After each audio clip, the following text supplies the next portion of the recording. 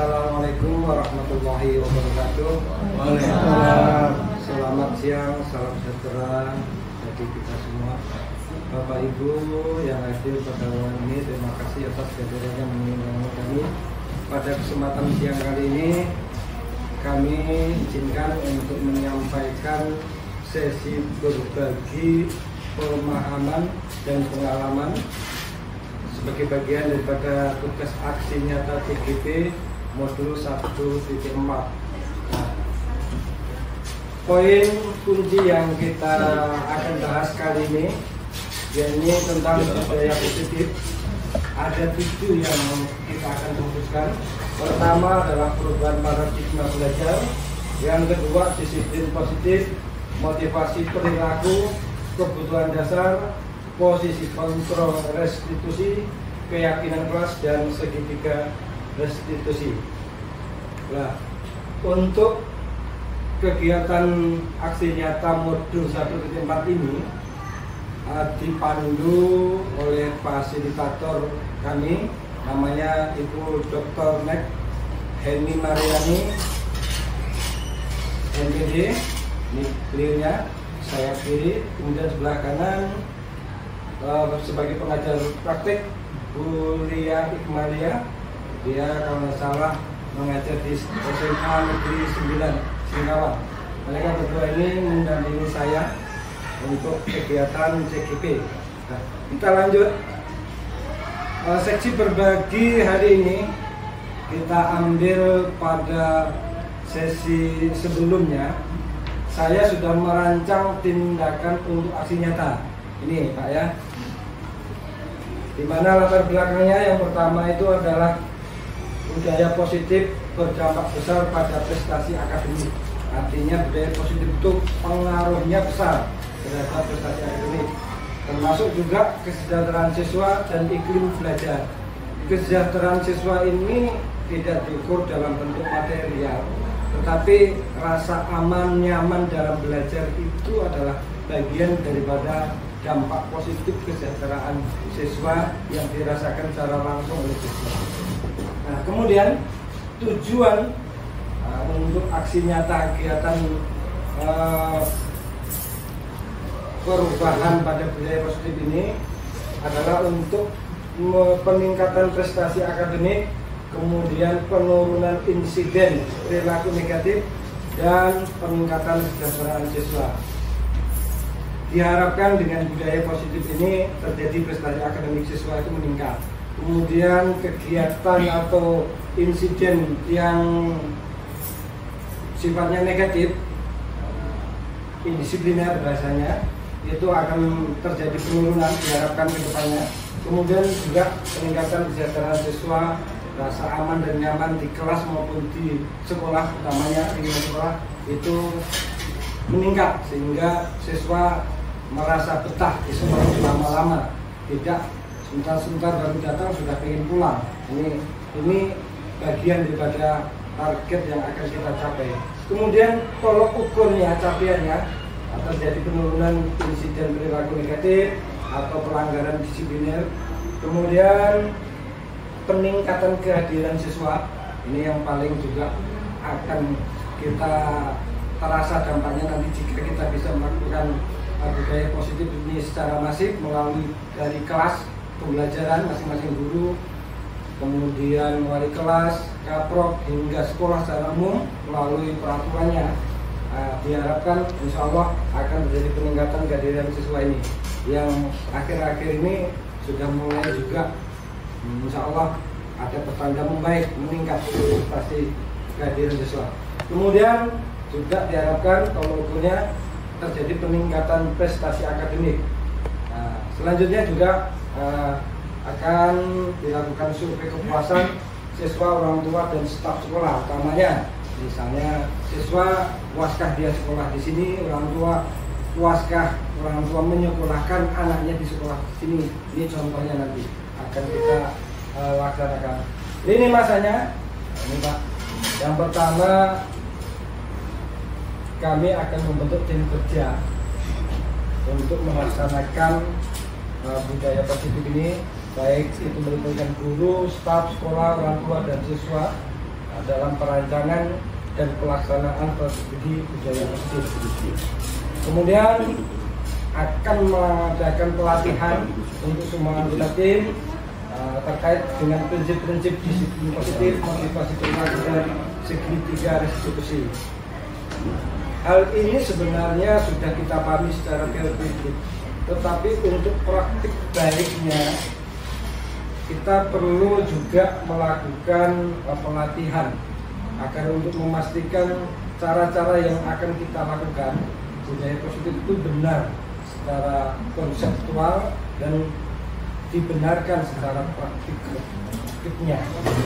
Kemudian yang ketiga itu adalah mengembangkan kebijakan sekolah yang mempromosikan disiplin positif. Kita juga nanti akan berkolaborasi dengan manajemen dalam penyusunan peraturan dan sebagainya agar mengedepankan nilai-nilai budaya positif atau kebajikan universal lebih didorong, lebih diutamakan ketimbang misalnya adalah melakukan misalnya panisme yang juga tidak memberikan efek secara positif. Nanti insya Allah ini kan berpandangan ya. Kemudian yang keempat adalah menerapkan praktik disiplin positif, kemudian memberikan penghargaan atas prestasi siswa dan proses restitusi secara konsisten di seluruh sekolah. Nah, kegiatan disiplin positif, kemudian penghargaan atas prestasi, kemudian penerapan restitusi ini bukan kegiatan yang sifatnya insiden, tetapi akan dilakukan secara masif, kontinu, terus menerus dan berkelanjutan dari tahun ke tahun. Nah, jika kita sudah mampu sampai tahap penerapan yang benar budaya positif ini, sekolah itu tidak perlu membangun pagar tinggi-tinggi. Nggak ada. Ini malah sama dengan penjara. Jika budaya positifnya itu sudah kuat tertanam. Ini tidak perlu malah. Anak itu nanti akan kesadaran dengan otomatis, guru melaksanakan tugas juga dengan kesadaran otomatis melalui motivasi prinsip yang sudah tertanam di dalam hatinya. Kemudian selanjutnya adalah melakukan pemantauan. Nah, dalam kegiatan ini yang diperlukan pertama adalah pelatih yang ahli dalam disiplin positif. Insya Allah dalam perencanaan setahun ke depan biasanya akan dilakukan setelah pasca CGP itu akan mengadakan pelatihan, kemudian materi dan sumber daya yang mendukung, kemudian dukungan dan komitmen dari kepala sekolah dan staf manajemen sekolah kita diperlukan kolaborasi. Kemudian juga keterlibatan orang tua dalam implementasi praktek budaya positif. Ini dimulai dari rumah utamanya ini. Nah, pembiasaan siswa dan anak-anak ini harus dimulai dari rumah. Kalau dimulai di sekolah, di rumah nanti nggak akan berlaku lagi. Nah, kebiasaan baik itu biasa dimulai dari rumah. Kalau dasar anaknya bagus dari rumahnya, di sekolah itu biasanya otomatis dia terbawa. Nah, kita lanjut, Bapak Ibu, sambil menunggu slide-nya. Ya, naik pada outline. Sesi berbagi pemahaman ini ada 7 yang akan kita bahas bersama-sama. Diskusi, tanya jawabnya nanti cair Bapak Ibu ya. Satu hal bisa kita langsung tanya jawab diskusi. Yang pertama itu tentang perubahan paradigma belajar. Yang kedua tentang disiplin positif. Kemudian yang ketiga motivasi perilaku manusia. Kemudian yang keempat kebutuhan dasar. Kelima posisi kontrol restitusi. Keenam keyakinan keras. Dan yang ketujuh adalah segitiga restitusi. Ya, ada 7 ini berbagi pemahamannya sama, nanti berbagi pengalamannya juga sama. Berbagi pemahaman itu nanti per setiap item ini kita akan membahas tentang teoritiknya, definisinya, pengertiannya. Kemudian secara implementasi itu bagaimana pengimplementasian definisi itu. kalau berbagi pengalaman itu nanti kita akan membahas pengalaman apa yang sudah saya lakukan, misalnya pengalaman Bapak Ibu apa yang sudah pernah dilakukan, begitu. Kita akan berbagi ini kan. Belum tentu yang saya lakukan itu yang terbaik, bisa jadi malah tanpa CGP Bapak Ibu memiliki pengalaman terbaiknya, dan kita bisa mengambil yang terakhir nih, mengambil pembelajaran apa yang bisa kita ambil nanti di sesi berikutnya. Baik, next kita akan fokus pada satu berbagi pemahaman tentang paradigma belajar perubahan paradigma belajar. Bapak Ibu, kurikulum telah berganti dari K13 menjadi kurikulum Merdeka. Nah, saat ini kita telah menerapkan kurikulum Merdeka. Tentunya penerapan kurikulum Merdeka ini kita harus memahami satu titik poin yang bisa kita jadikan fokus. Yang pertama ini adalah perubahan paradigma. Kita harus berubah cara belajar dan mengajar kita, atau cara pembelajaran kita. Secara definisi kita harus berpindah ya, migrasi, beralih dari pendekatan tradisional yang berfokus pada otoritas guru dan kontrol ketat menuju ke pendekatan yang menekankan pada pembelajaran yang berpusat pada murid. Nah, pemahaman definisi ini bagaimana? Nah, pendekatan tradisional ini contoh biasanya ya, kalau mengajar menggunakan metode atau pendekatan ceramah itu dikategorikan kelompok tradisional, ini contohnya.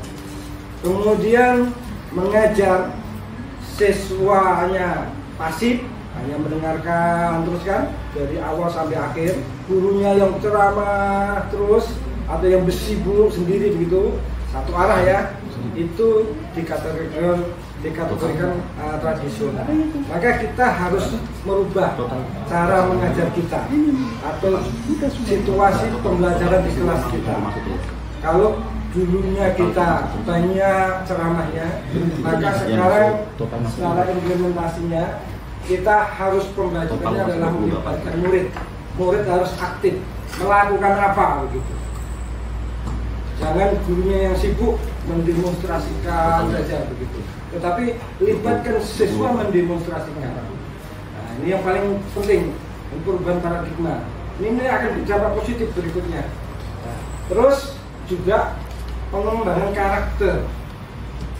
Kalau dulu, zaman dulu termasuk ya dalam pengembangan karakter, itu kan apa perintah guru harus dituruti, kan begitu. Paradigma baru ini, siswa itu diberikan kewenangan untuk mengambil perintah guru yang bisa diikuti dan perintah guru yang tidak bisa diikuti.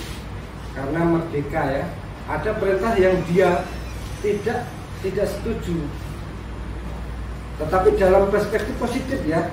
Kalau perintahnya itu perspektif negatif, tentunya sudah kita pahami. Nah, dalam sudut pandang positif ya, misalnya siswa kita suruh untuk melakukan A, ternyata A yang kita suruh untuk dilakukannya itu hal yang paling dia tidak sukai. Ini contoh. Ini harus kita melihat dari sisi paradigma baru ini, paradigma belajar. Kita memang harus banyak mengenal karakter ini. Kemudian dan pembelajaran sosial emosional. Kita melatih sosial emosional siswa, bagaimana dia bisa menggunakan emosinya dia dengan benar, kemudian mengontrol sosial atau menggunakan sosial juga dia sama dengan kawannya dengan baik dan benar. Misalnya dia melakukan empati, contohnya peduli dengan kawannya apa tidak, itu harus juga kita ajarkan.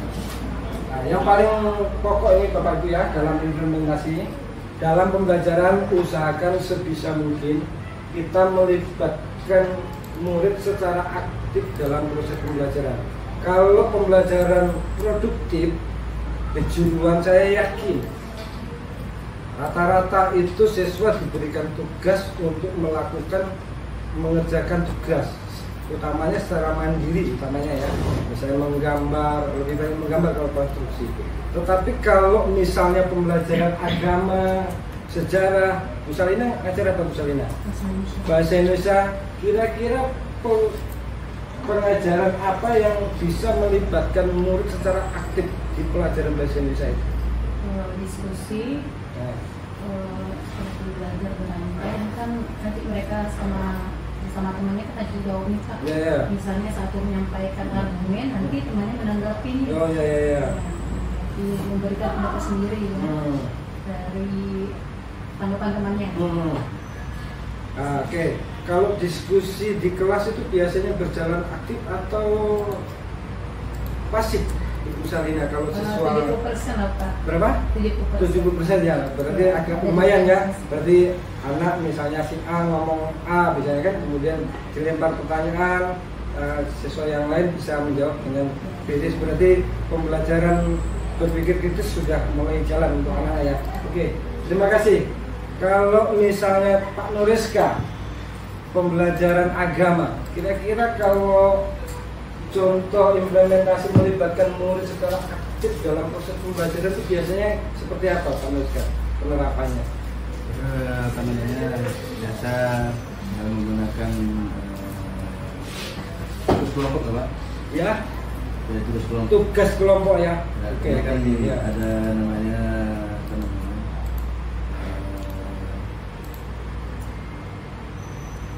strategi mereka itu menjadi ahli di dalam materinya. Iya. Kemudian dibagi sesuai dengan materinya. Kemudian mereka setelah membahas materinya itu, yang ahli materi itu nanti disebarkan untuk menyampaikan materi ke kelompok lain. Untuk menyampaikan materi. Ya, versi kelompok ahli ya. Oke, baik, terima kasih sudah saya tangkap. Bapak Ibu, kita bisa mengambil pembelajaran dari beberapa sampel dari Bu Salina, bagaimana proses pembelajaran yang melibatkan aktif siswa. Contohnya adalah Bu Salina melakukan pembelajaran dengan menerapkan diskusi ya, diskusi. Kemudian terjadi interaksi yang aktif antar siswa, tanya jawab. Kemudian tadi yang kegiatan ya, kegiatan apa tadi, penerapan tadi ya. Kemudian yang dari Pak Nuriska mendekati sama juga, dia kelompok, belajar kelompok lah kita anggap itu ya, dengan model, kelompok model ya, kelompok ahli sama. Ini juga bisa kita terapkan Bapak Ibu sebagai contoh perubahan paradigma belajar anak. Sebisa mungkin kita bisa kita menggunakan project based learning ya. Tapi kalau guru ada normatif berarti menyesuaikan ya. Kalau guru kejuruan kan itu secara otomatis rata-rata umumnya adalah project based learning. Kemudian bisa kita menggunakan problem based learning berbasis masalah. Diskusi itu bagian sebenarnya ya, bagian daripada model problem based learning. Ada masalah kita bahas bersama, kan begitu. Ini contoh, dan ada yang lainnya. Kita lanjut, benar. Selanjutnya yang kedua, disiplin positif. Secara pengertian definisi, apa itu definisi positif? Nah, definisi positif itu adalah pendekatan yang fokusnya pada penguatan perilaku positif. Ini Bapak Ibu ya, penguatan perilaku positif melalui penghargaan dan pengakuan serta pembelajaran dari kesalahan tanpa hukuman yang merusak. Disiplin positif ini lebih ditekankan pada motivasi intrinsik.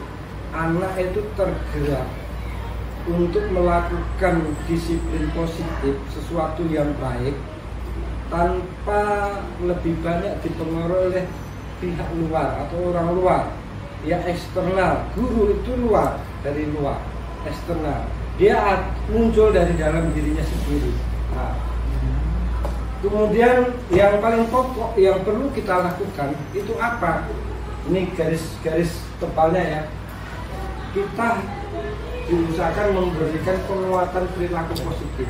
Penguatan ini yang paling pokok.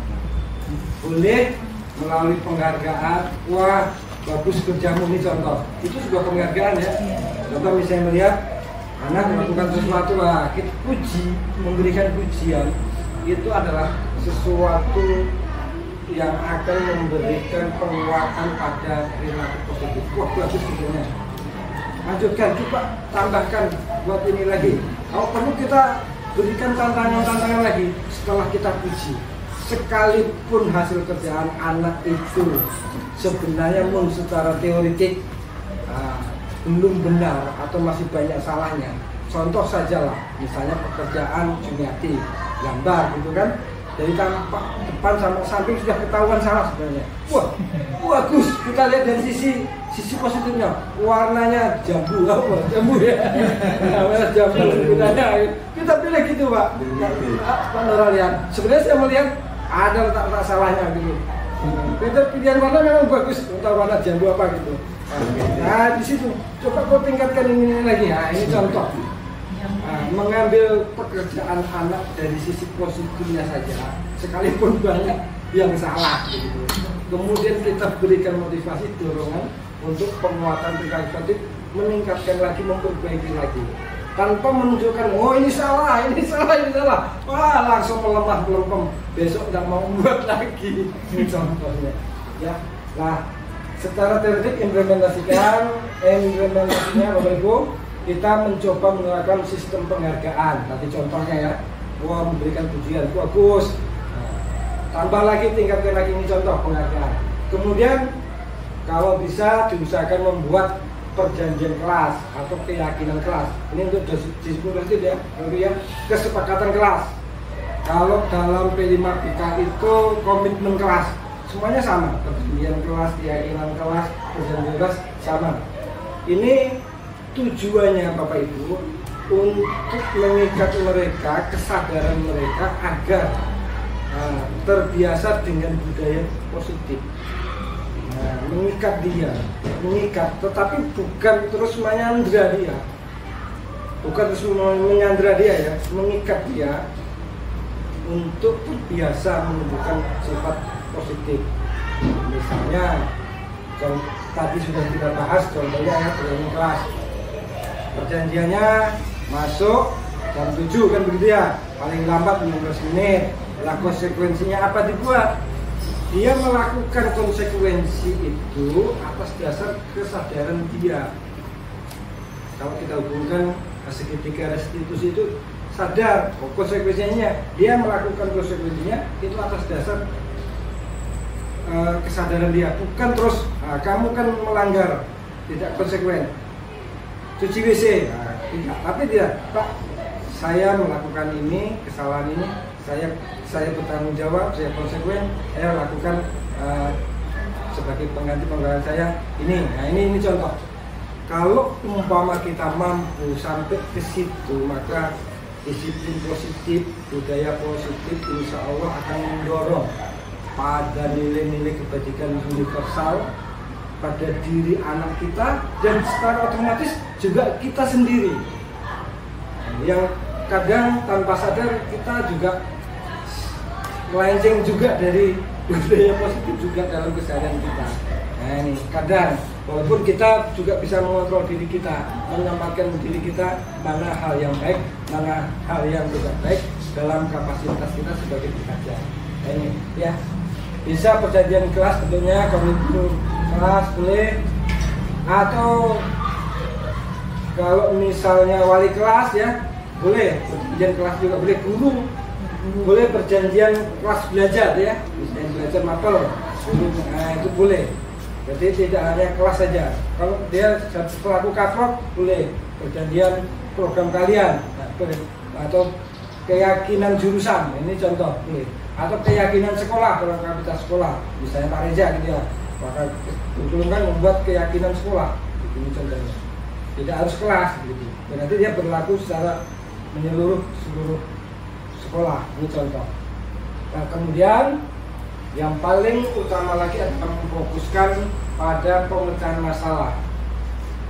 Artinya dari 5 posisi kontrol atau segitiga restitusi itu kita mengambil pada mencari keyakinan, mencari keyakinan atau solusi pada pemecahan masalah. Nah, pemecahan masalahnya ini Bapak Ibu diusahakan muncul pertama kali dari anak.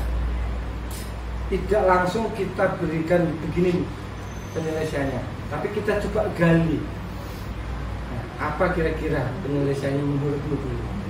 Kalau dia sudah buntu, tidak memiliki ide, baru kita berikan contoh penyelesaian masalah. Kita coba gali dia. Kalau dia menggali anak, bagaimana solusi? Kalau dia muncul dari dirinya, dia secara naluri ya akan muncul motivasi intrinsik. Karena itu dari dirinya sendiri. Nah, begitu kita berikan penguatan. Nah, kamu sudah memberikan solusi, ide, punya ide untuk pemecahan masalah ini. Coba kamu laksanakan sekarang. Kita sama-sama laksanakan. Bapak akan melihat perubahan Anda. Ini contoh. Ini kita lanjut yang ketiga, benar? Yang ketiga adalah motivasi perilaku manusia. Teori motivasi Dassler biasanya yang kita pakai ya kalau dalam motivasi perilaku manusia ini. Nah, secara definisi itu adalah pemahaman bahwa perilaku manusia didorong oleh kebutuhan dasar dan tujuan yang ingin dicapai. Kebutuhan dasarnya itu apa? Nah, kalau kebutuhan dasarnya ingin bertahan hidup, maka itu menjadi bagian daripada motivasi dirinya. Ingin dihargai orang lain contohnya, juga itu menjadi bagian daripada motivasi dirinya. Ini motivasi dasar. Atau ingin mendapatkan penghargaan, ini contoh motivasi dasar ini contohnya. Kemudian, nah, termasuk ini juga tujuan yang ingin dia capai. Apa tujuan yang ingin capai? Kemudian motivasi ini bisa bersifat dari dalam dirinya, intrinsik, dan juga bisa berasal dari luar dirinya, ekstrinsi. Misalnya dia memenuhi kebutuhan dasar, ingin bertahan hidup. Kenapa? Karena ada yang harus dia pikirkan. Kalau tidak melakukan ini, orang lain akan terkena. Begini contoh ya, satu orang melakukan pelanggaran misalnya, satu kelas dia akan menerima hukuman. Ini contoh, iya kan? Nah ini contoh motivasi perilaku. Berubah atau melakukan sesuatu yang baik itu bisa dipengaruhi oleh dirinya sendiri, juga bisa dipengaruhi oleh pihak lain atas komitmen dan tanggung jawab dan dampaknya itu. Nah, kemudian secara implementasi bagaimana kita dapat melakukan motivasi perilaku manusia, baik untuk memenuhi dorongan kebutuhan dasar dan tujuan yang dicapai dari dalam dan dari luar dirinya, maka yang paling dominan, yang paling kita utamakan, diusahakan kita akan mendorong motivasi intrinsik di dalam diri, utamanya dengan siswa ya, dengan memberikan tantangan yang relevan. Kita berikan tantangan dan memberikan ruang bagi murid untuk memilih serta mengontrol proses belajar mereka. Contohnya, siswa sudah mengerjakan A, kita berikan penghargaan misalnya. Ini sudah kuanggap sudah tuntas. Tapi kalau Anda mampu mengerjakan ini, maka Anda akan saya berikan penghargaan lebih dari sekedar tuntas. Ini contoh pemberian motivasi dari ekstrinsik akan memunculkan motivasi intrinsik pada siswa. Ini contohnya ya. Kemudian memberikan ruang pada murid untuk memilih serta mengontrol proses belajar mereka. Artinya apa? Dalam dia memilih cara bagaimana dia menyelesaikan tugas pembelajarannya, apakah dilaksanakan di dalam kelas pembelajaran atau di luar kelas pembelajaran atau misalnya atau ekstra atau di sekolah, diselesaikan secara mandiri atau berkelompok atau berkolaborasi. Dia diberikan ruang kebebasan, ya. Yang penting kita bisa mengontrol, dan apa yang dia lakukan, kebebasan yang kita berikan itu sudah dalam koridor kesepakatan kelas. diusahakan. Kalau memang boleh bekerja bersama, maka disepakati dalam kelas. Nah, begitu. Kecuali memang tugas mandiri, berarti harus masing-masing. Ini contoh. Yang penting berarti kita bisa mengontrol. Kenapa? Kalau tidak bisa kita ngontrol, misalnya tugas mandiri, mereka saling tukar hasil pekerjaan dia. Si A telah menyelesaikan, si B copy paste. Ini contohnya yang akan terjadi. Kita lanjut yang keempat, kebutuhan dasar. Pengertian dari kebutuhan dasar, kebutuhan yang mendasari bagi kesejahteraan dan perkembangan murid. Apa saja kebutuhan yang mendasari bagi kesejahteraan dan perkembangan murid? Ini contohnya adalah rasa aman. Bapak Ibu, hal yang paling penting untuk siswa dalam belajar di kelas pembelajaran maupun di sekolah, ya, itu dia merasa aman. Rasa aman dulu. Jadi tindakan-tindakan siswa yang sifatnya berdampak negatif, yang menyebabkan tidak aman di kelas maupun di sekolah, jika terjadi atau jika ada, memang sesegera mungkin diselesaikan dengan baik dan dijadikan pembelajaran untuk mengikat semua yang ada di warga untuk bisa menjaga keamanan. Karena yang paling pokok keamanan. Misalnya saja, contoh di kelas anak itu ditemukan kehilangan HP. Ini jika berulang-ulang kali, wah sudah, anak tetap tidak akan merasa aman di dalam kelas dan termasuk juga di dalam sekolah. Nanti akan luntur kepercayaan terhadap kelas pembelajaran, kepercayaan pada sekolah, dan akan melahirkan statement negatif di luar sekolah. Dampaknya akan sangat pengaruh besar. Apalagi sudah menggunakan media sosial dalam menyampaikan misalnya adalah kekecewaannya terhadap kejadian yang terjadi dalam kelas. Kita tidak segera menangani. Ini kita juga bukan tidak pernah kejadian dalam kelas. Contoh, yang pertama rasa aman, yang kedua rasa kasih sayang. Bapak Ibu lainnya, rasa kasih sayang ini ternyata adalah menjadi bagian daripada penguat pemenuhan kebutuhan dasar dan motivasi intrinsik bagi siswa. Rasa kasih dan sayang. Perlakukanlah anak didik kita itu selayaknya atau sebagaimana anak kita sendiri. Dalam tanda petik, dia perlu perhatian, perlu diperhatikan. Kemudian dia perlu diberikan rasa sayang. Jadi tidak ada dalam keseharian kita diusahakan dalam teori motivasi ini adalah kalau dalam 5 posisi kontrol itu adalah yang pertama dan yang kedua sebagai penghukum dan sebagai pembuat rasa bersalah. Diusahakan tidak ada, tapi yang dimunculkan adalah rasa kasih sayang. Kalau munculkan rasa kasih sayang ini, rasa kasih sayang itu kalau posisi kontrol mendekati dalam tanda petik itu posisi kita sebagai teman, mendekati di situ. Lebih banyak kita pakai di situ saja rasa kasih sayang.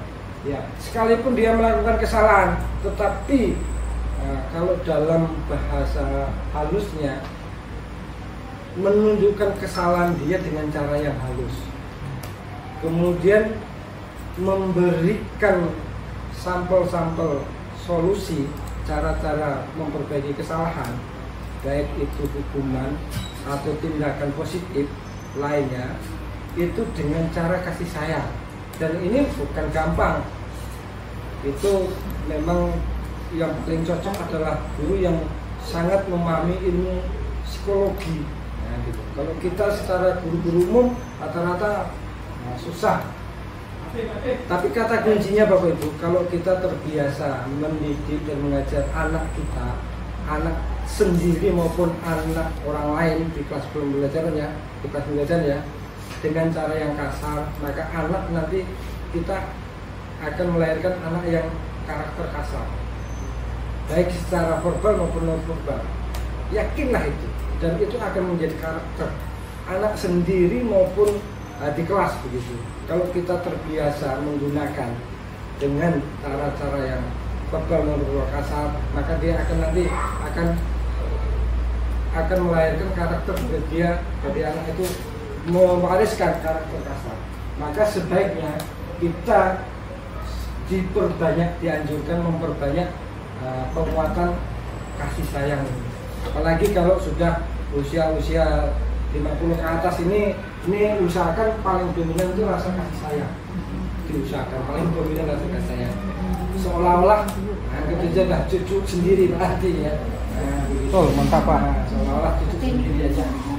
Perbanyak kasih sayang. Karena sudah kita anggap sudah berlalu lah cara-cara yang hukuman dan sebagainya gitu. Sudah. Sama itu juga dulu pengalaman saya, Pak Profesor Ure Husuna Asmara, Profesor Guru Besar di Untan, itu beliau sangat disiplin sekali, sangat tegas dan sebagainya. Begitu mengajar kami, dia langsung berkomitmen berjanji, tidak lagi pakai cerita marah-marah, menuntut mahasiswa harus disiplin dan sebagainya. Enggak. Dia apa yang kamu lakukanlah. Nah gitu. Kenapa? Dia merasa sudah waktunya falling down atau menurunkan jadi begitu. Kemudian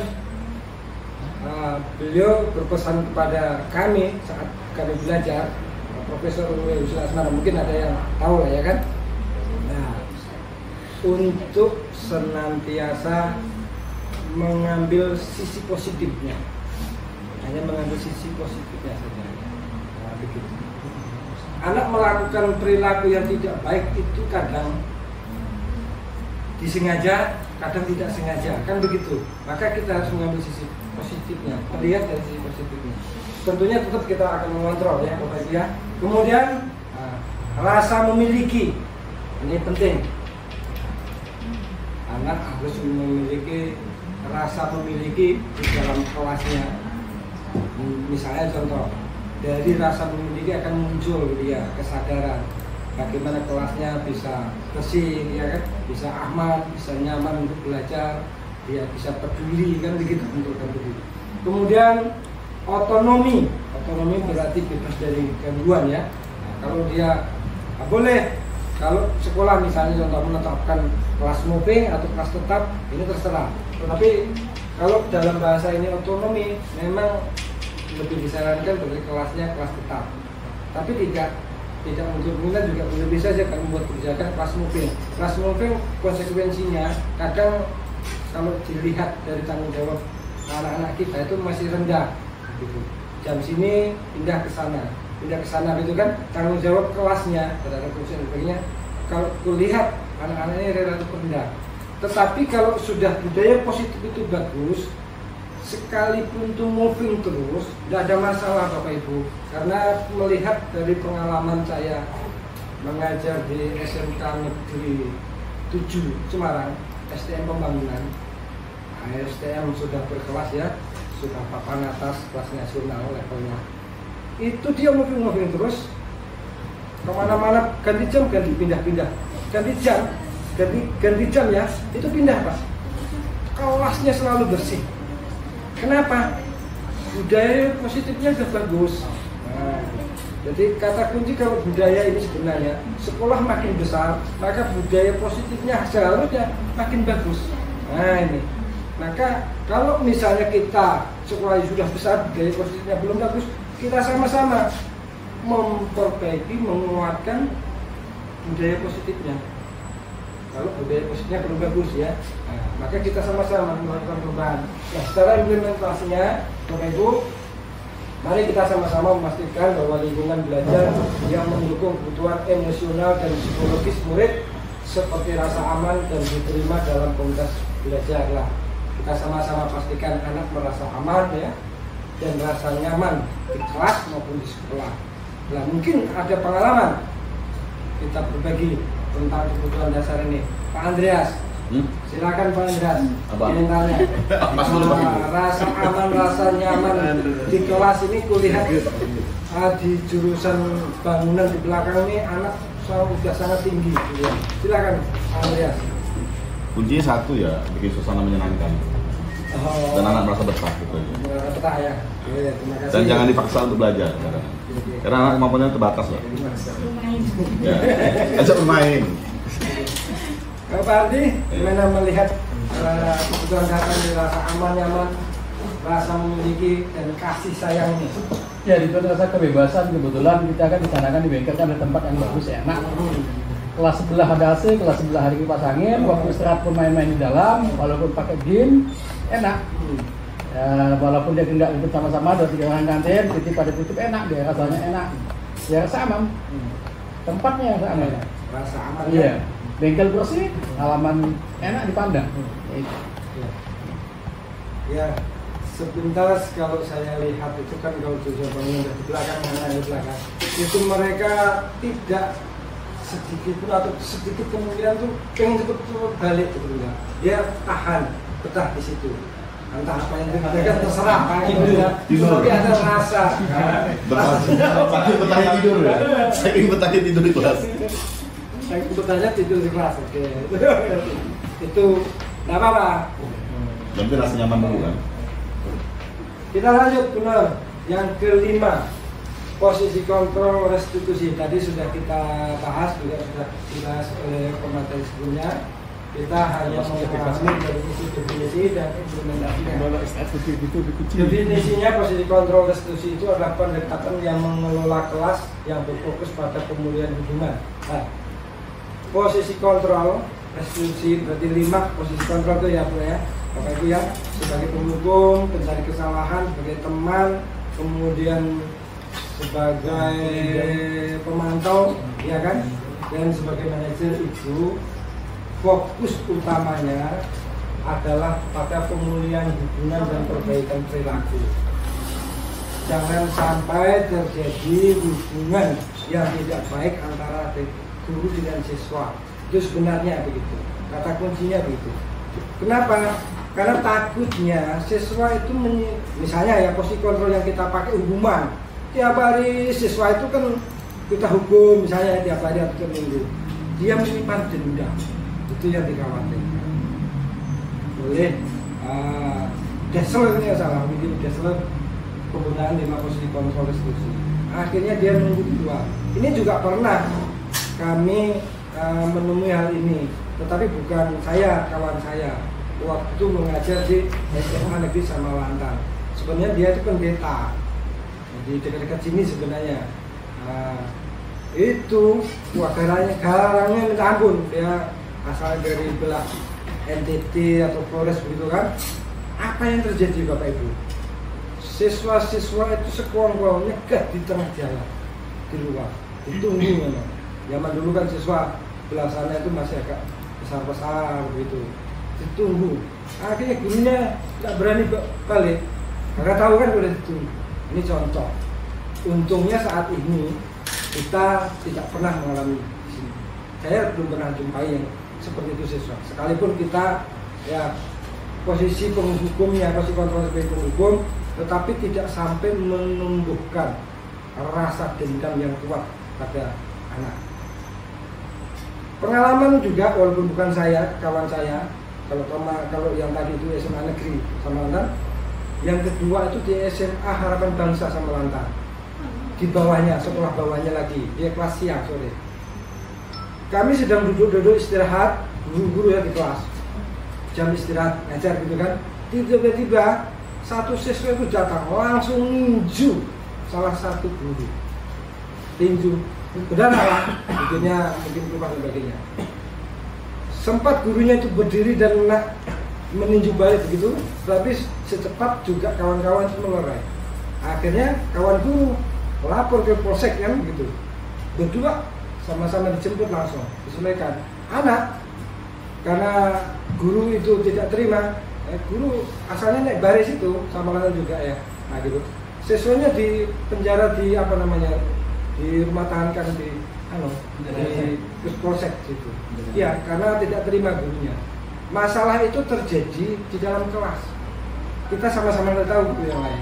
Nah, mungkin ada hal yang menyinggung perasaan, mungkin dimarah-marah, dipukul-pukul kali sebagainya, dia menimba-nimba, dan karakter anaknya tipikal yang memang saat itu memang pelawan istilahnya begitu. Dia tidak tahu lah. Kejadiannya juga sangat cepat, tapi yang pasti saya pernah menjumpai itu kejadian seperti itu.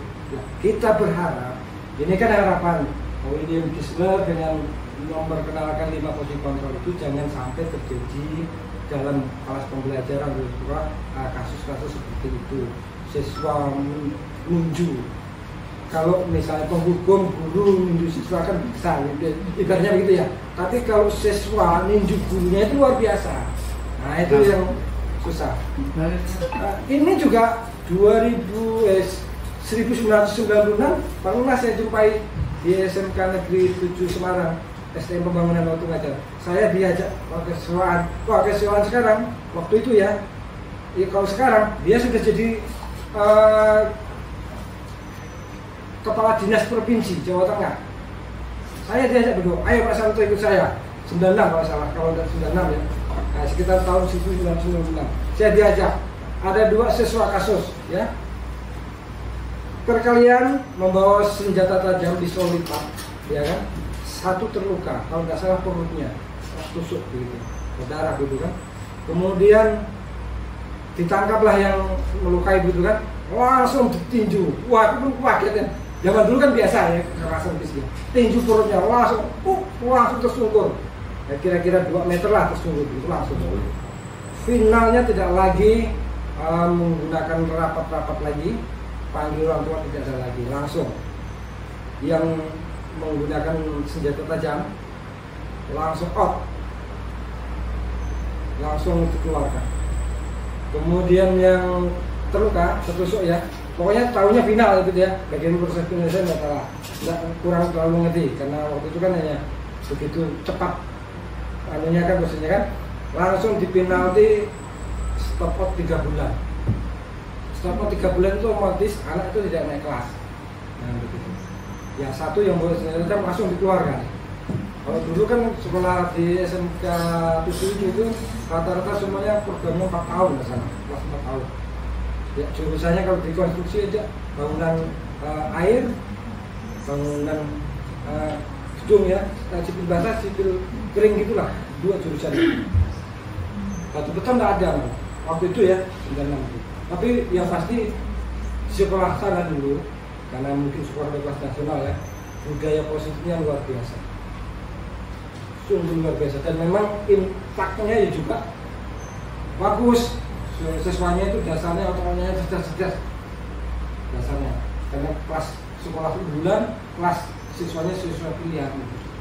Dan yang pasti yang kita ambil sisi positifnya, kalau misalnya penerapan posisi kontrol segitiga restitusi ini, yang paling kita perhatikan adalah pemulihan hubungan.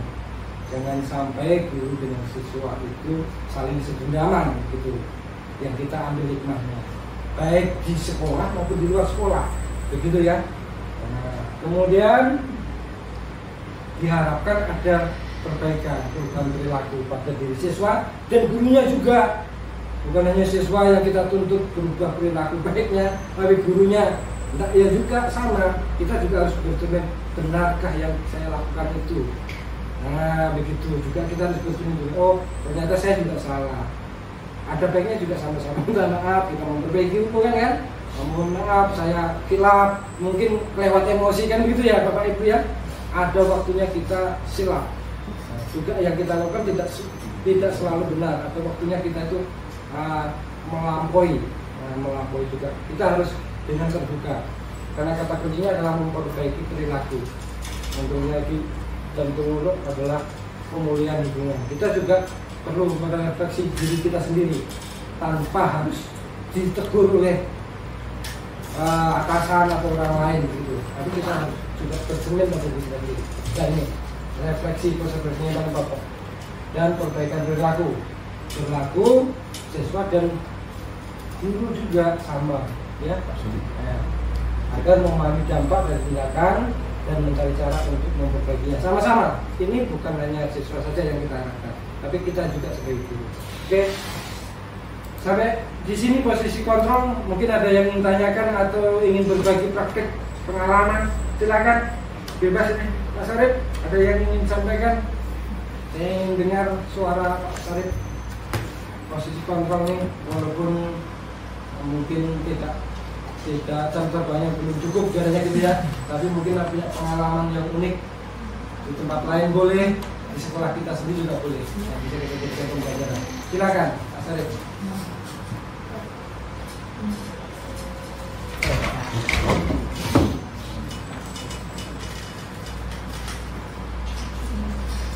Mungkin ini aja kali Pak, pengalaman sebagai wali kelas lah katanya. Jadi kan di antara anak-anak itu kan kadang ada anak-anak yang kelakuannya itu yang memang agak lebih aktif lah kan, sehingga bisa kita nilai berlebihan gitu. Tapi bagaimana kita menyikapinya selaku wali kelas itu yang mungkin bisa kita pelajari sebagai refleksi dan perbaikan perilaku itu. Jadi kalau ketika ada kasus siswa dengan guru tertentu misalnya, jadi posisi kita selaku wali kelas itu mungkin lebih baiknya itu kita tidak mematahkan semangat mereka gitu. Jadi kalau mereka sudah tinggi tensinya ketika kejadian pada saat itu, mungkin kita selaku wali kelas setelah membahas itu harus diredakan sehingga tidak menaikkan tensi. Kalau kita marahi juga otomatis kan tidak selesai itu, malah mungkin lebih emosi dan lain sebagainya. Mungkin itulah mungkin dari saya refleksi dan perbaikan perilaku untuk sesama guru dan siswa mungkin. Oke, terima kasih atas berbagi ini ya, berbagi pengalaman dan pengalaman. Bapak Ibu, kita bisa mengambil pelajaran ketika misalnya dalam satu kasus siswa sudah tensinya tinggi, maka tidak perlu kita ladeni melayani dengan tinggi. Harus kita posisi sebagai peredam gitu ya. Kita lihat yang ke-6. Yang ke-6 ini adalah keyakinan kelas. Seperti tadi ya, keyakinan kelas ini bisa kita buat dalam bentuk poster-poster, perjanjian kelas, peraturan kelas dan sebagainya. Yang intinya itu dibuat oleh guru dengan siswa bersama-sama, tidak dibuat oleh guru saja, misalnya gitu ya. Kemudian tujuannya adalah untuk menciptakan lingkungan kelas belajar yang positif dan suportif. Ini secara implementasinya bisa Bapak Ibu membuat aturan, kemudian membuat poster-poster dan sebagainya ya Bapak Ibu ya. Nah, ini diusahakan bisa dipraktikkan dalam tahun ajaran baru. Masing-masing kelas dibuat bisa peraturan, perjanjian, atau poster-poster dari kelas bisa dibuat, bisa ditempel di kelas masing-masing. Ya Bapak Ibu ya, ini hanya untuk langkah awal menumbuhkan budaya positif melalui kelas. Lanjut yang ke-7 adalah segitiga restitusi. Tadi juga sudah kita singgung. Nah, yang paling pokok model segitiga restitusi ini adalah kita melakukan yang pertama adalah stabilisasi identitas, memahami masalah yang pasti begitu. Jangan sampai konteks masalahnya itu yang kasusnya itu tidak kita pahami. Kita mau selesaikan tapi sudah miss konteks pemahaman ini yang nanti menjadi malah bumerang. Setelah masih identitas, stabilisasi identitas, baru yang kedua itu adalah validasi tindakan. Nah, misalnya yang dilakukan siswa begitu ya, benarkah siswa melakukan ini itu, begitu. Mengapa kamu melakukan ini dan itu. Kemudian yang ketiga itu adalah mencari keyakinan, menggali, merefleksi kebenaran apakah yang dikerjakan atau yang tindakan negatif yang dilakukan siswa, misalnya siswanya itu sudah sesuai dengan keyakinan kelas, aturan kelas, dan sebagainya. Kemudian mencari solusi bersama, bagaimana solusi terbaiknya. Ini Bapak Ibu ya. Ini. Kita lanjut kepada sesi berbagi pengalaman ya. Sesi berbagi pengalaman, langsung kepada outline. Ini sama ya, outline-nya 1 sampai 7 sama. Kita lanjut yang pertama ya, sesi berbagi yang pertama. Ini ya, tapi ini berbagi pengalaman dan pembelajaran. Pengalaman yang pernah saya lakukan apa, yang pernah lakukan Bapak Ibu apa, gitu kan, dan kita mengambil pembelajarannya. Nah, ini yang paling pokok ya. Kita lihat yang pertama langsung pada paradigma belajar. Nah, ya, perubahan paradigma belajar, pengalaman saya dalam mengajar ini Bapak Ibu ya, itu melibatkan murid dalam proses belajar secara aktif dan memberikan lebih banyak ruang untuk inisiatif mereka. Murid menjadi lebih semangat dan terlibat dalam pembelajaran. Bapak Ibu, saya ngajar sampelnya aja, ngajar KJJ. Sebenarnya tuntutannya itu kepada mereka mampu menggambar, tetapi tuntutan itu harus dikuatkan juga secara teoretik, sehingga saya atur semester 1 teori semua, semester 2 praktek terus pekerjaan. Ya, mudah-mudahan setidaknya ada yang nyantol saja secara teoretik dan secara praktek begitu. Saya tidak satu tahun itu praktek terus, gambar terus enggak. Karena kalau gambar terus, lah yang dia gambar nggak tahu nih susah. Apa yang kau gambar ini? Misalnya jalan, gambar jalan gitu lah. Jalan itu akan ada lajur ya, ada jalur. Nah apa ya? Kalau kita tanya yang dimaksud jalur, lajur itu apa? Nggak akan ngerti kalau tidak ada pendahuluan teorinya. Ini contohnya. Maka saya ambil itu. Nah dalam pembelajaran saya lebih teoretik. Saat ini menggunakan problem design. Saya berikan masalah-masalah dulu, soal-soal berarti ya, pertanyaan-pertanyaan yang harus dia jawab. Keyakinan kelas atau komitmen kelas, anak boleh mencari bantuan jawaban melalui buku, melalui Google boleh. Yang tidak boleh adalah mencontek, dicontoh keyakinan kelas. Ini juga saya terapkan di kelas 11 BKT di pelajaran PKK. Jadi keyakinan kelas atau kesempatan kelas nggak perlu banyak-banyak, nanti malah bingung. Cukup satu saja tetapi selalu diingat begitu. Boleh ngerjakan tapi tak boleh nyontek dengan kawannya atau boleh mencari internet. Ini contohnya ya. Nah, ini contoh. Nah, dalam kelas pembelajaran diusahakan melibatkan banyak siswa yang lebih aktif untuk belajar. Ini pengalaman saya. Gambarnya ada di sebelah ya. Ini contohnya. Dari pengalaman saya ini juga saya lihat anak lebih bersemangat dan melihat dalam dan terlibat dalam pembelajaran. Tentunya tidak semuanya Bapak Ibu. Yang dasarnya memang pemalas, baru datang sudah tidur, susah untuk berubah. Bahkan saya suruh berdoa tidur begitu datang. Nah begitu. Itu sangat sulit. Tetapi ini tantangan kita, harus bisa bagaimana anak yang tidak bersemangat menjadi bersemangat. Ini tantangan yang paling berat.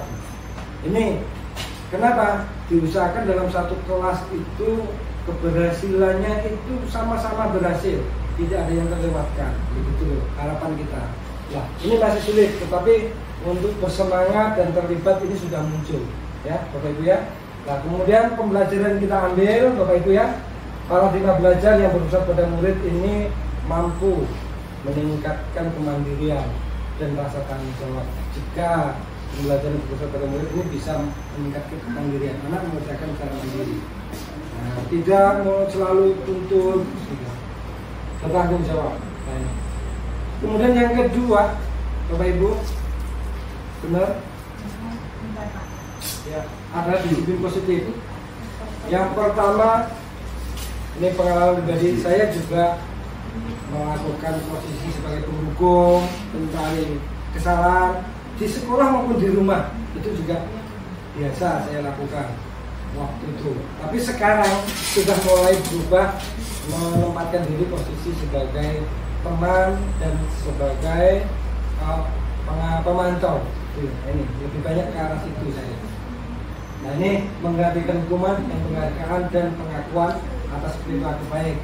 Bagus kerjaanmu, sekalipun itu larut-larut dan contoh. Nah, terlihat peningkatan dalam perilaku positif dan kebiasaan murid. Ini sudah nampak ya Bapak ya, mengganti hukuman dengan penghargaan, memberikan ucapan bagus, kata-kata itu dia sudah akan rasa bangga dia terhadap pekerjaannya. Padahal yang sebenarnya pekerjaannya hancur lebur contohnya. Tapi akan menjadi semangat pada dirinya, muncul semangat. Nah ini pembelajaran kita ambil Bapak Ibu.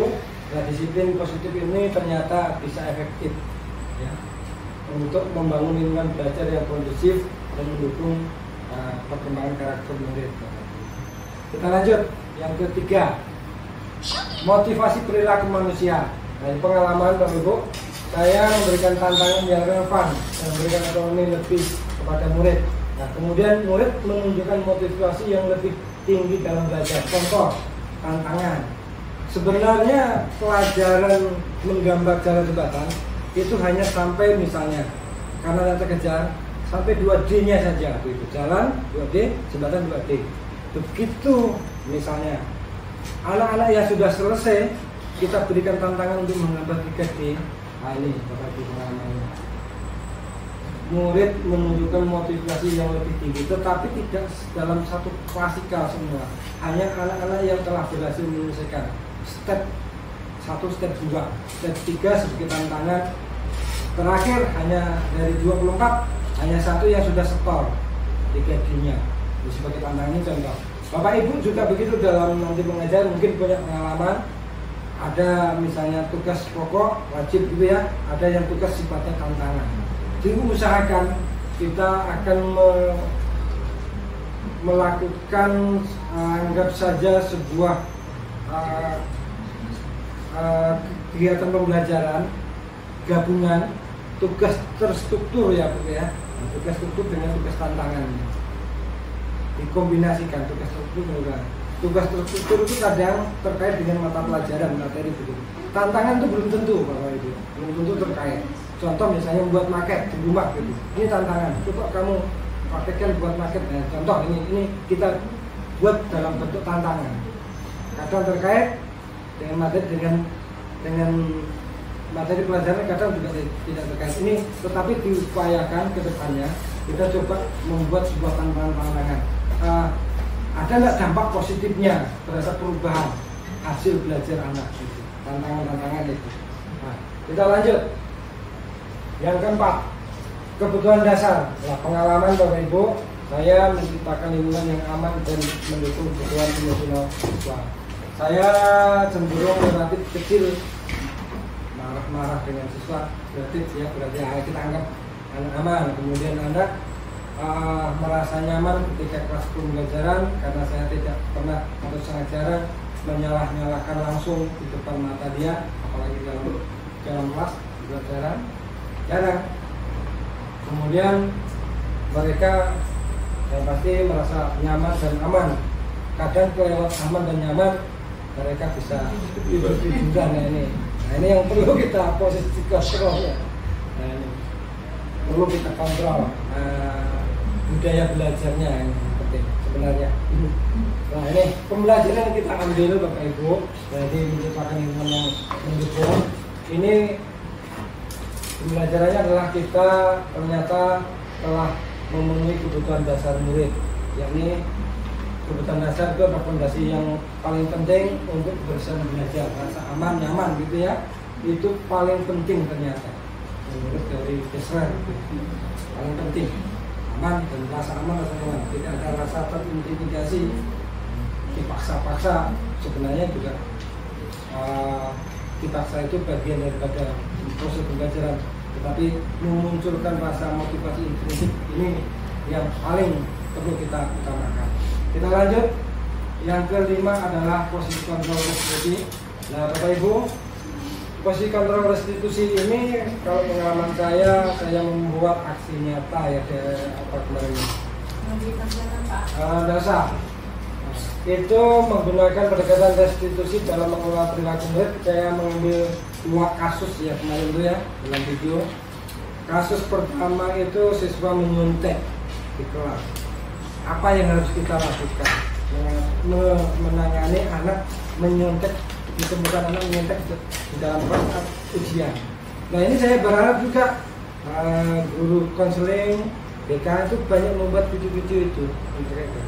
Mudah-mudahan karya-karya guru konseling kami tunggu ya kan. Bagaimana penanganan 5 posisi kontrol ya. Saya juga buat video posisi kontrol 1 sebagai dukung, 2, 3, 5, kemudian penerapan segitiga restriksi. Ini saya berharap akan muncul ide-ide kreatif dari guru konseling membuat video-video itu. Saya menunggu, saya sebenarnya bukan guru konseling, tapi terpaksa mempelajari ini karena tuntutan, ya kan? Dan ya kan, ya ini memang sebenarnya bukan tanggung jawab guru konseling saja, tapi semua guru memang harusnya memahami 5 posisi kontrol setelah pertemuan ini ya, memahami dan mencoba mempraktikkan 5 posisi kontrol, mana yang berdampak negatif dan kita tinggalkan, yang mana yang berdampak positif kita terus kembangkan. 5 posisi kontrol. Kemudian penanganannya, penggunaan segitiga restitusi ini sangat penting untuk kita coba terapkan dalam penyelesaian masalah ya, di kelas pembelajaran maupun kasus-kasus besar juga sama. Misalnya perkelahian, sekalipun perkelahian di luar sekolah ya kan. Nah ini sama, ini dasarnya di sini. Sebagai posisi manajemen, konselor dan guru semuanya wajib memahami dan tahu dan bisa menerapkan dalam keseharian kita di kelas pelajaran maupun di sekolah. Utamanya 5 posisi kontrol dan penyelesaian masalah menggunakan segitiga restitusi yang paling dominan. Ini ya Bapak Ibu ya.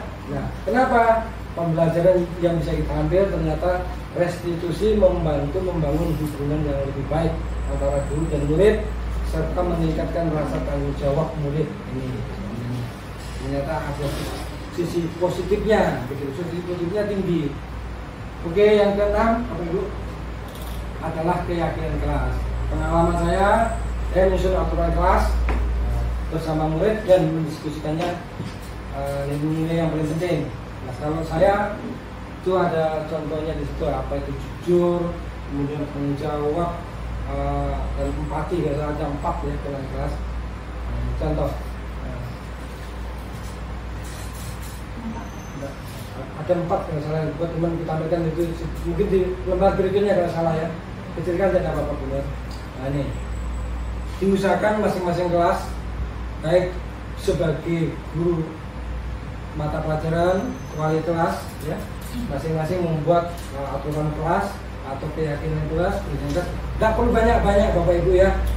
Kalau terlalu banyak malah hanya ibaratnya sebagai pajangan saja, tidak akan jalan. Karena nanti yang akan membuat kan bukan hanya Bapak Ibu saja, kan banyak guru ya kan.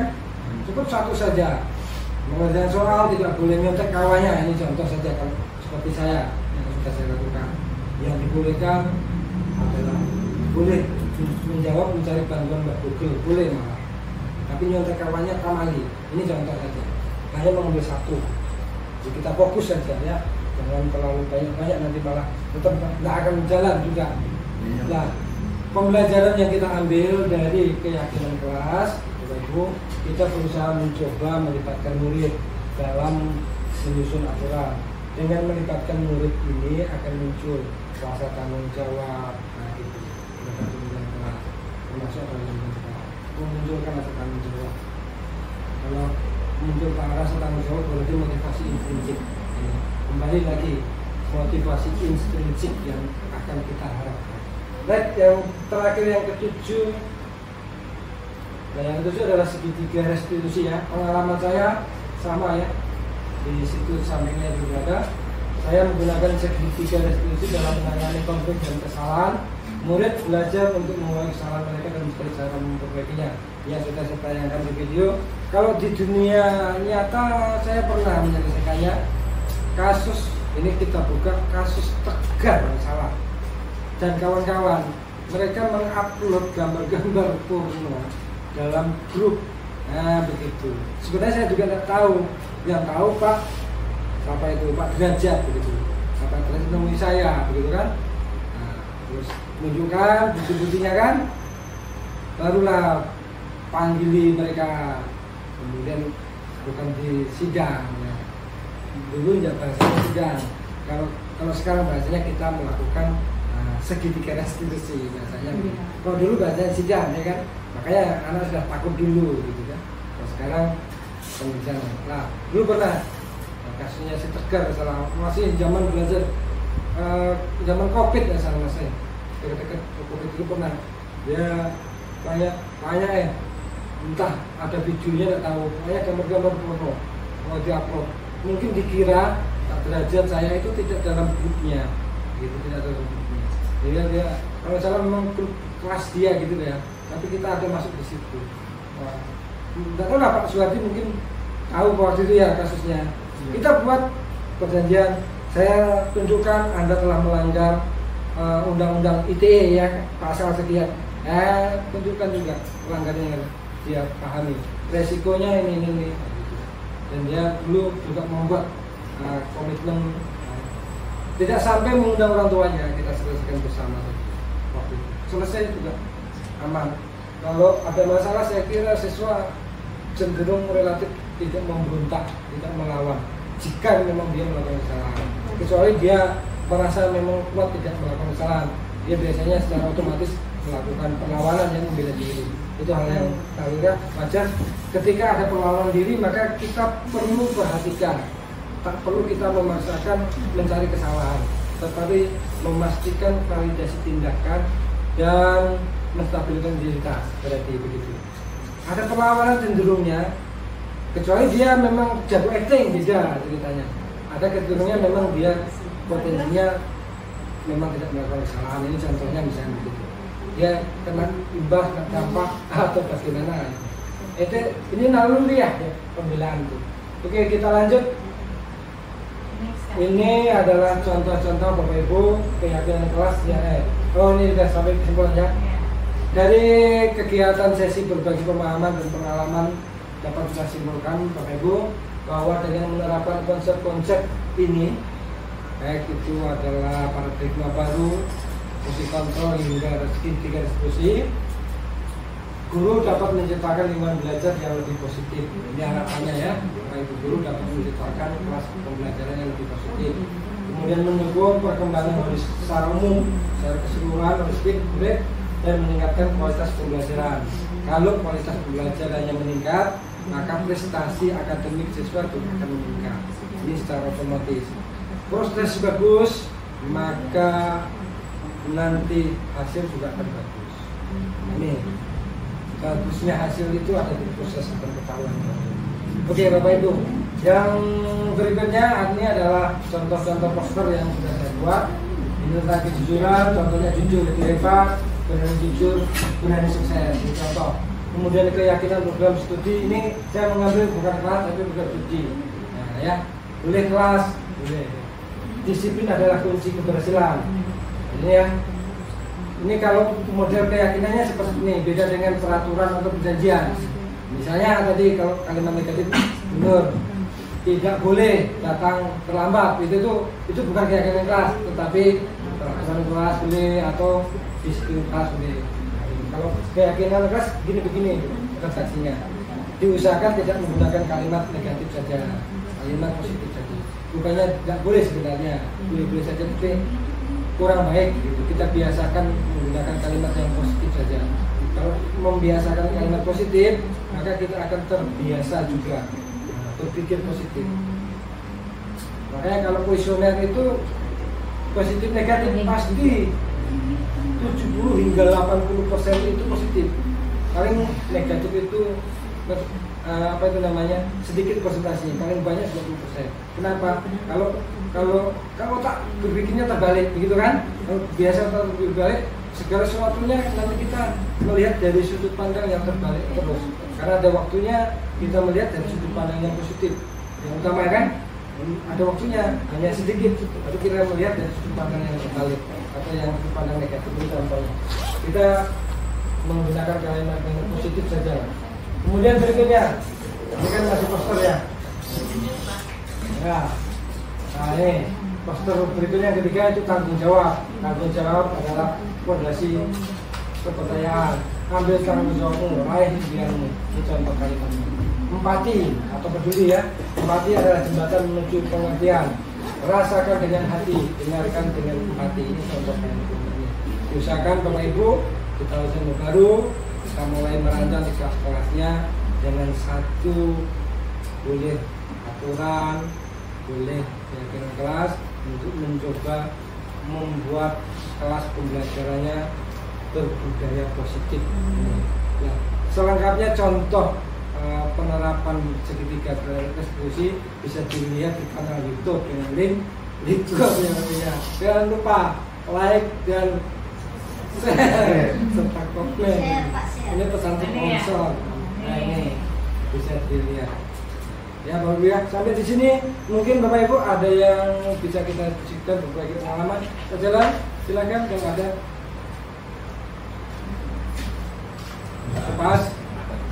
Oke silakan, kita baca dulu. Ya. Bicara mengatasi ini Pak, yang mengapa tadi ya Pak? Dan tidak semua siswa itu punya keterampilan dalam komputer dalam mengambil. Nah, jadi kalau bawaan dari SMP, komputer dan sebagainya, yang paling strategi yang akan Bapak gunakan ketika jauh dari ketinggalan dan ya. Terima kasih Pak Jalal, pertanyaan sangat bagus. Strategi ya. Yang paling dominan bagi kita pahami dulu bahwa kecerdasan anak itu variatif berbeda-beda dalam satu kelas. Ada yang laju gitulah, ada yang lambat dan bahkan yang lambatnya gitu ya. Nah, terus apa yang kita lakukan strateginya? Pertama adalah sebenarnya ya Bapak Ibu ya, anjuran dalam kurikulum Merdeka itu kita melakukan pembelajaran diferensiasi. Pembelajaran diferensiasi kasusnya seperti ini Bapak Ibu. Maka kalau anak yang memang istilahnya bahasanya bopal gitu, maka tugas-tugasnya itu tidak sama dengan tugas-tugas yang anak-anak yang pintar. Memang kita turunkan gambar yang mudah. Kalau ini yang pintar-pintar kasih suruh gambar misalnya lantai 2 begitu kan. Nah yang anaknya yang kurang gambarnya satu lantai, ini contohnya. Gambarnya bukan yang rumit-rumit, sudah satu lantai saja. Kita yang rumit, yang sederhana, bikin kotak saja lah, nggak lagi bersekat-sekat ibaratnya begitu. Ya Pak, saking kelewat di amba, di bawah amba itu pembelajaran diferensial. Memang diferensiasi Pak. Memang dalam satu kelas kita sulit, anak yang nggak mampu mau diapakan lagi kan begitu, susah. Yang kedua, kita harus menuntun, artinya membimbing, mengarahkan, mendampingi dan sebagainya. Utamanya yang anak belum memiliki kemampuan mandiri nih bahasanya, ya Pak ya, belum memiliki kemampuan. Kita lebih intensif. Kalau perlu diusahakan Bapak Ibu, anak yang pintar-pintar ini kita mintakan bantuannya mendampingi juga.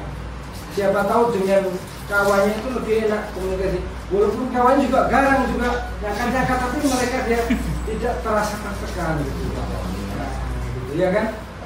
Tapi lebih enjoy walaupun marah-marah ya. Mungkin lagi dengan kawannya itu dia ibaratnya dianggap tidak ada anu gitu ya. Bisa jadi begitu. Mau ini bebal lalu gitu. Tapi yang ngomong kawannya itu dia tidak tertekan secara moral. Tapi kalau misalnya saya dampingi terus saya mau ini bebal lalu, dia mungkin ada rasa takut, rasa takut. Itu beda kekuatan omongan, ini bisa juga. Tapi yang pasti penyelesaiannya adalah sebenarnya pembelajaran diferensiasi ya. Nah, memang sulit, nggak akan mampu ngejar sampai kapanpun nggak akan mengejar kelas yang unggul atau siswa yang pintar. Siswa memang dikasih yang mudah-mudah, apalagi RAB gitu ya. RAB itu warna yang kurang ya Pak Anjas, kasih yang mudah-mudah. Kalau tak bisa 5 kali 5 berarti 5 tambah 5 begitu. Percuma saja. Diferensiasi. Kalau diferensiasi. Mau ngomong apa kan? Kalau anak yang pintar kan perkalian berbagian pintar. Nah, anak yang udah lalu pintar diferensiasi kan? Dikasih penjumlahan saja. 5 tambah 5 saja. Ini contoh. Kalau kasusnya 30 orang yang standarnya itu 25 orang. Kalau misalnya di bawah standar yang melampaui. Iya, berarti definisi itu ada 3 salah ya. Konten gitu ya, konten itu.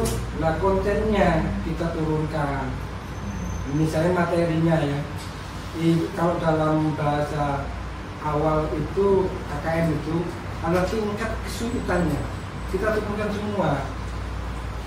Misalnya kan menggambarnya itu tidak yang sulit. Konteks lah, apa kontennya? Ya jangan yang sulit-sulit. Kalau berarti kan secara keseluruhan, secara kelas. Kalau misalnya 30, 25 di bawah semua. Ya, yang gampang-gampang saja yang kita ngajari. Belajarnya jangan yang sulit. Nah, walaupun capaiannya ya kita turunkan lagi, Pak. Nah, tujuan pembelajaran kita turunkan lagi yang mudah-mudah kita sesuaikan. Nah, gitu. Walaupun sebenarnya targetnya anak ini bisa A begitu. Ternyata tak terkejar. Ya bisanya sampai pada sebelum A itu apa ya? Nah, gitu. Sampai D lah gitu kan. Jauh. Kalau penguasaan modul itu kalau seperti saya dulu itu hidup gitu ya. Saya menguasai targetnya adalah di perusahaan itu modul C gitu ya. Ya yang mampu modul B ya sudah sampai modul B. Kita turunkan, Pak. Sudah turunkan. Hanya bedanya kalau pembelajaran saya dengan misalnya Pak Ian dengan Pak Nuriman, saya lebih kepada arahnya diberikan. Tapi kalau Pak Nuriman, Pak Ian itu sudah mengarahnya pada yang ke-6, kompetensi yang ke-6, Pak ya. Mencipta. Anak harus muncul di kepalanya kan, menggambar rumah, dikasih bayangan, ini ya gitu. Sudah tinggi, ya berat. Nah, kalau misalnya secara klasikal ya, Nuriman, Pak Ian, seperti cara misalnya dari 30 25 ya berarti cara kita diferensiasi berarti kasih contoh gambar dulu, dia berarti menggambar dulu. Sudah paham baru kita suruh dia mencipta begitu. Mencipta baru kita suruh mencipta. Ini contoh membuat diferensiasi kemudian dia tingkatan ini. Memang saya akui kalau orang biasanya tidak memiliki bakat, nah, sudah kita dorong langsung mencipta. Itu sudah mencipta. Pak Nuriman kelas belajar Pak Nuriman sudah kategori mencipta melalui daya kreasi dia ya. Memang berat kalau dia tidak memiliki bakat. Nah, kalau saya di KJC tidak kuarahkan mencipta memang, malah itu ini gambar kau buat gambar ulang itu sederhana enak. Itu pun juga jatuhnya tidak secara klasikal selesai semua, enggak, paling 50% yang mampu menyelesaikan sesuai dengan target pembelajaran. Ini sudah luar biasa, tapi memang target mencapai kepada mencipta itu boleh dan bagus karena itu kekhasan skill kemampuan kami bisa apa. Memang prosesnya bisa kita ibaratnya kalau anak nggak ngejar bisa makan ke kita gitu karena tidak puas atas hasil perjalanan. Ini konsekuensinya di situ, kita tidak puas atas hasil kerja. Secara klasikal ya, secara individual mungkin ada yang memuaskan kita. Gitu. Jadi gini Pak. Silakan. Kita kan sesuai dengan apa namanya ATP. Amati. Jadi kalau kita turunkan lagi, dan alurnya udah lanjut makanya kita udah turunkan. Iya. Dan ada juga saya mengatakan tadi untuk pencapaian kan artinya kalau kita turunkan punya tingkat apa yang dijelaskan artinya kalau tamat tidak ada apa-apanya untuk kedepannya kan gitu ya. Itu kan kita kan artinya berharap mereka namanya kejuruan gitu kan kejuruan kalau selesai setelah kejuruan ada besoknya ya kan gitu SMK hebat kan itu kalau turun kalau nggak ada kan gitu ya makanya saya kalau ini kan saya juga kan udah merubah pola kan ya untuk kelas 1 kemarin kita siapa yang sudah selesai tugas manual sudah langsung saya masukkan di AutoCAD kan AutoCAD pun saya pilih kalau yang sudah bisa masuk terbimbing kan gitu kayak gitu lah. Tapi kan ada di sisi lain siswa yang masih sampai sekarang nggak mau masuk menyelesaikan tugas manual tidak mau itu kan jadi masalah buat saya. Gimana nanti kalau tetap naik misalkan gitu kan, nah, masuk di kelas 2 kan makin semakin berat. Iya, makin berat, tugasnya makin meningkat. Iya. Jadi saya harus ikut yang mana? Misalkan terus mengulang lagi dari jasa, ya. Artinya hanya berapa orang kan yang harus saya tunggu misalkan hasilnya, sedangkan yang lain udah lanjut. Kan jadi gimana jadinya? Ya. Bingung saya ngambil langkah jalan untuk solusi menanganinya gitu. Ya. Terima kasih Pak Yan. Memang pembelajaran berdifferensiasi itu tak semudah dengan kata-kata. Kenapa? Karena kita klasikal, ini memang repot kalau dalam penerapan. Iya, yang dari Pak Santos menyatakan kan, misalnya mereka tidak bisa 5x5, lalu pakai 15x5 kan gitu. Kan artinya kan terlalu jauh kan. Iya, terlalu jauh. Jadi cara yang itu sebenarnya bisa dipakai sama SD. Supaya dia punya kepercayaan diri. Ini kan untuk menumbuhkan kepercayaan diri mereka. Ketika mereka tidak berusaha. Dia walaupun dia salah, oh ini udah bagus. Wah, pokoknya jangan terus. Itu SD Pak. Kalau dia SMK tidak bisa, gitu. Hebat lagi. Tadi kan mesinnya kan kalau 5x5 dia tidak tahu kan. Gimana caranya ngitung 5x5 tuh? Kasihlah kita trik-trik angkanya. Diganti 5+5 aja. Kalau saya tidak setuju. Artinya tidak bakal tercapai. Tidak ada bakal Pak. Tidak ada peningkatan ya. Makanya saya juga ngambil kesimpulan macam di kelas 11. Kira-kira kemarin dari sekian orang saya amati gambarnya, kan saya kasih tugas ke rumah tingkat. Itu rumah tingkat kan saya suruh cari dengan di Google. Silakan yang tidak sama satu. Yang kedua silakan dia cari yang paling mudah yang mana sih yang paling tingkat. Tujuan saya gitu Pak. Silakan aja, makanya tidak saya paksa. Jadi Pak Yan itu sudah melakukan diferensiasi sebenarnya. Iya, artinya tidak saya paksa harus kayak gini gitu kan. Yang penting rumah tingkat itu ada tangganya. Nanti kan tugasnya saya mengisikan bagaimana ngitung tangga. Iya. Kita kan cuma kalau salah cuma 9 orang yang masuk. Tapi pun ada beberapa orang yang selesai. Selesai yang sampai tidak mungkin itu masih ada. Barangkali masih ada 4 atau 5 orang lah. Gitu. Terima kasih Pak Yan atas penjelasannya. Pak Yan telah berbagi, sebenarnya secara tidak sadar Pak Yan itu telah melakukan pembelajaran berdifferensiasi. Kenapa? Karena memberikan kebebasan siswa, ya kan? Iya. Mana yang mereka menganggap mudah bisa, tetapi inti tanpa meninggalkan inti pokoknya ya Pak Yan. Nah begitu. Itu sangat bagus, bisa kita ambil satu pembelajaran untuk kita semua. Bentar Pak Andreas ya, Bu Sumi tadi sudah share, silakan Bu Sumi. Terima kasih banyak. Jadi gini Pak, tadi kan Bapak sempat singgung tentang BK yang membuat konten Pak ya. Sebenarnya ada Pak, tapi yang menjadi dasar saya itu adalah asas. BK itu kan sudah asas kerahasiaan. Sedangkan untuk penanganan BK sendiri itu tidak boleh anak yang punya masalah tidak boleh diketahui sama yang tidak memiliki andil untuk itu. Dimana saya mau ekspos, kecuali bimbingan kelompok itu bisa diekspos. Tapi kalau bentuknya konseling kelompok, bimbingan konseling individu yang sifatnya privasi itu tidak bisa dikontenkan, tidak bisa menjadi konsumsi publik. Itu yang jadi pertimbangan saya. Banyak sekali foto, video yang ada di BK itu banyak, tapi itu hanya untuk keperluan BK, untuk dokumentasi saja, sebagai arsip. Mungkin kalau kami sudah melakukan bimbingan, layanan dan sebagainya. Kalau seandainya nanti dari Bapak atau dari guru yang lain pengen melihat konten yang BK buat, mungkin hanya sekedar bimbingan kelompok yang ada asas-asas Pak untuk ngomong ada sama siswa yang punya masalah. Kami harus memberikan keyakinan dulu kepada siswa kalau masalah ini tidak akan disebarluaskan. Kita berdua aja yang tahu, makanya keluarlah itu benar permasalahan, apakah itu permasalahan dia dengan gurunya, dengan keluarganya, itu akan keluar.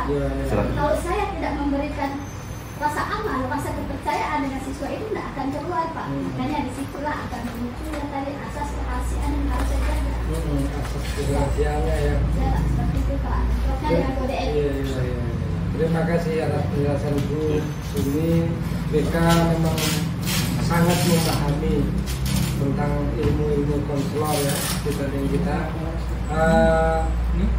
Dalam kelas pembelajaran mungkin ada hal-hal tertentu yang sifatnya kerahasiaan kasus tertentu, dan ada hal tertentu juga yang sifatnya juga bisa diambil pembelajaran, ya kan? Betul ya. Mudah-mudahan kita terus dapat melakukan sesuatu yang terbaik untuk memunculkan budaya positif. Silakan Pak Andreas.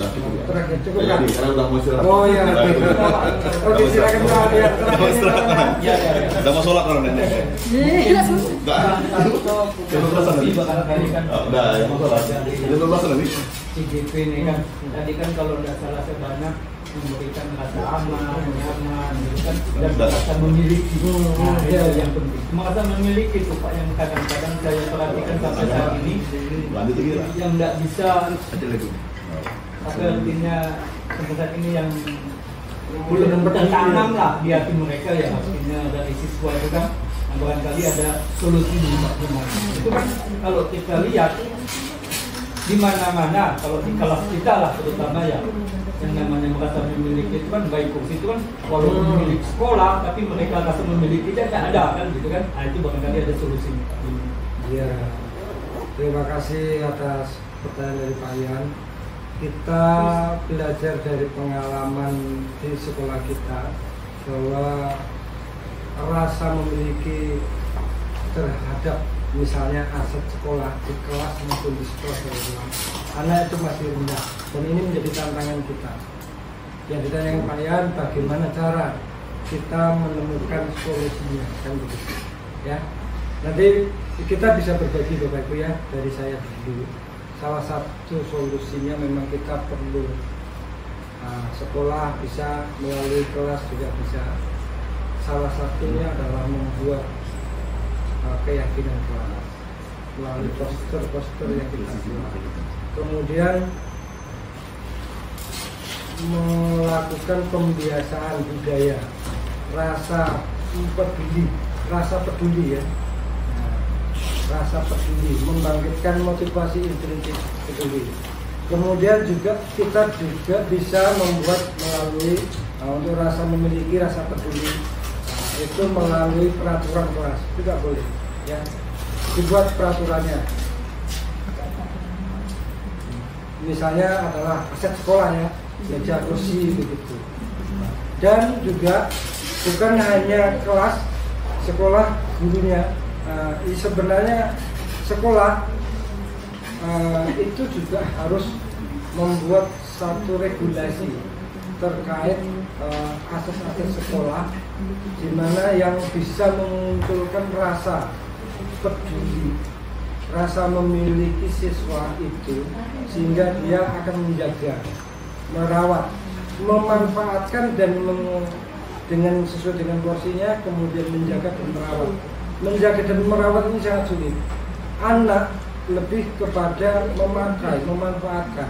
Menjaga dan merawat ini yang kecenderungan secara ini, tapi bukan secara umum klasikal tertentu ini sangat rendah. Nah, ini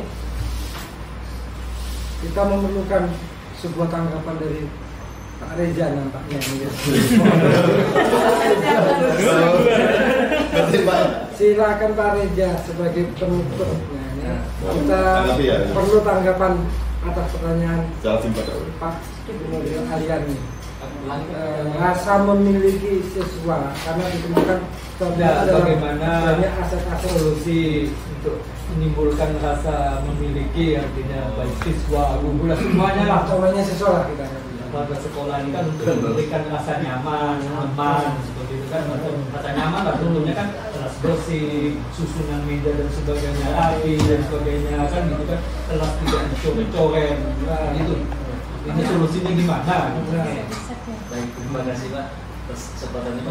Silakan membantu menjawab. Dan mungkin ada beberapa strategi Pak, beberapa strategi yang dapat kita terapkan ya dari manajemen. Yang pertama mungkin biar rasa memiliki anak itu besar. Jadi anak itu dari kelas 10 sampai kelas 12 itu berada di kelas yang sama. Itu pertama. Kelasnya tidak moving ya, kelas. Sehingga dia merasa memiliki kelas itu dari kelas 10 sampai kelas 12. Merawat, mulai dari merawat segala macam. Kita diberi tanggung jawab terhadap anak di kelas ini dengan apapun yang terjadi di kelas itu. Jadi tanggung jawab mereka. Itu mungkin yang pertama. Strategi pertama, dia rasa memiliki anak itu terhadap minimal itu di ruang kelasnya sendiri. Kemudian untuk skala mungkin yang agak lebih luas terhadap lingkungan sekolah, seperti agenda 7K itu memang harus tetap. Agenda 7K. Ya, 7K itu tetap harus setiap minggu itu kita laksanakan. Jadi selain anak itu membersihkan atau merawat lingkungan kelasnya, juga merawat lingkungan di sekitar kelasnya. Nah, terutama di mungkin di bagian apa namanya, misalnya kita di dekat tuh 1-2 Pak, Santo. Di depan kelas itu kan ada taman tuh yang berjalan. Mungkin setiap kelas itu punya kaplingan masing-masing untuk membersihkan, merawat, menanam, ya, sehingga itu menjadi salah satu cara kita ya biar anak itu merasa sekolah itu menjadi rumah kedua mereka. Atau mungkin jadi rumah pertama mereka lebih betah berada di sekolah. Itu strategi lainnya. Selanjutnya memang harus sering edukasi juga Pak. Ya, sering edukasi. Ya, sering edukasi ke anak-anak kita ini bahwa pentingnya itu apa namanya, kebersihan harus kita sering sampaikan ke anak. Tidak bosan-bosan juga Pak. Ini mungkin harus konsisten juga kalau ingin menyuruh anak. Pertama ya kita sebagai manajer tadi Pak ya, mencontohkan terlebih dahulu Pak. Nah, itu mungkin salah satunya kalau kita ingin anak merawat apa namanya, sarana prasarana yang di sekolah, kita sebagai guru juga bisa teladan. Contoh ya, memberikan contoh, anak lihat. Ya sepertinya saya tidak tuh merasa ada yang tidak merasa selalu disuruh. Kalau gurunya ikut juga terjun mengut sampah misalnya, seperti yang hal kecil, anak tuh pasti ikut. Ini tuh Pak, yang dapat saya sampaikan. Yang lain bisa menambahkan. Barangkali saya balik ini contoh lah, saya pun ikut kan, kok malah ya siswanya malah duduk. Nah itu yang maksud saya untuk siswa nih, gimana caranya?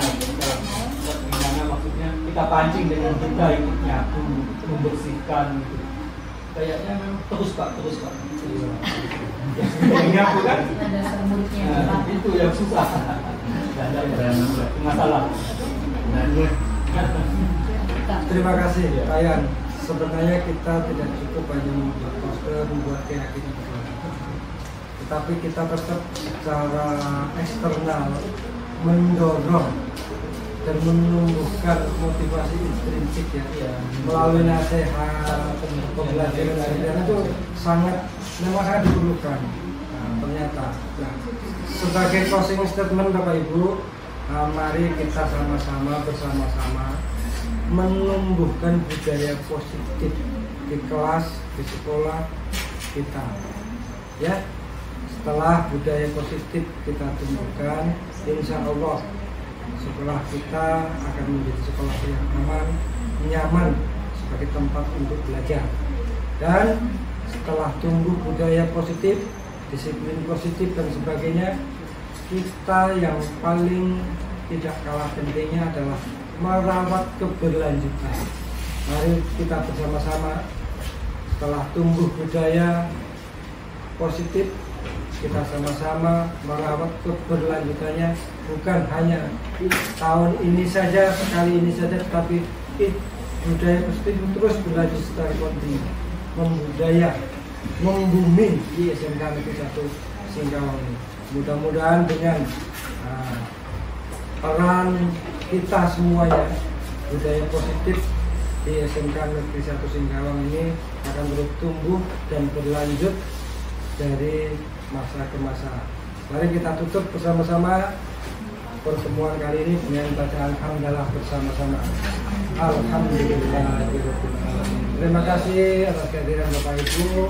Mohon maaf apabila ada kekhilafan dari kami. Saya akhiri billahi taufiq wal hidayah. Wassalamualaikum warahmatullahi wabarakatuh. Terima kasih.